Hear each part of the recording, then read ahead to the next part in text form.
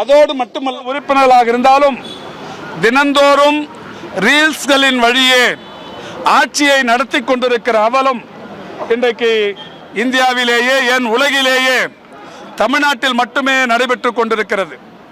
அண்மையில் ஒரு 4-5 நாட்களுக்கு முன்னால் ஒரு கிரிக்கெட் ஸ்டேடியத்திலிருந்து மனிதவள மேம்பாட்டுத்துறை அமைச்சர் அவர்கள் செல்போனுக்கு பின்னால் ஒரு பவுடரை நசுக்குவது போன்று ஒரு காட்சி, அது அவருடைய சமூக வலைதளத்திலிருந்து எடுக்கப்பட்ட காட்சி. அது அவருடைய பாக்கெட்டிலிருந்து கிரெடிட் அல்லது டெபிட் கார்டு போன்ற அந்த கார்டு வைத்து அந்த பவுடரை நசுக்குகிறார்.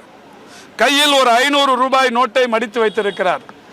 பொதுவாக உயர் ரக வகை போதை பவுடரை உபயோகப்படுத்துபவர்கள் இப்படித்தான் அதை நுணுக்கி ரூபாய் நோட்டில் வைத்து மூக்கில் நுகர்வார்கள் என்று சொல்லப்படுகிறது. இதற்கு ஏன் ரூபாய் நோட்டு, இதற்கு ஏன் கிரெடிட் கார்டு என்று கேட்கிறவர்களும் இருக்கிறார்கள். ரூபாய் நோட்டும் கிரெடிட் கார்டும் பிளாஸ்டிக் லேமினேஷனால் ஆனவைகள். ஃபுல் மூன் சேல் காலை 9 மணியிலிருந்து இரவு 12 மணி வரை ஜூன் 29 ஒரு நாள் மட்டும். இவற்றில் அந்த பவுடர் ஒட்டாது.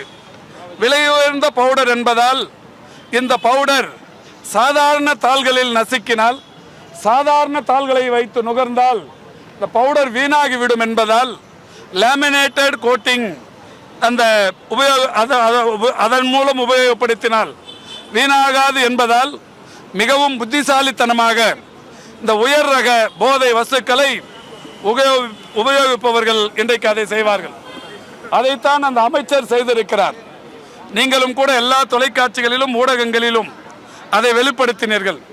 அதற்கு அவர் சொல்லுகிற ஒன்று, என்னுடைய பிறந்த சில நாட்களே ஆன குழந்தைக்கு இந்த மாத்திரையை அளிக்க வந்தேன் என்று சொல்லுகிறார்.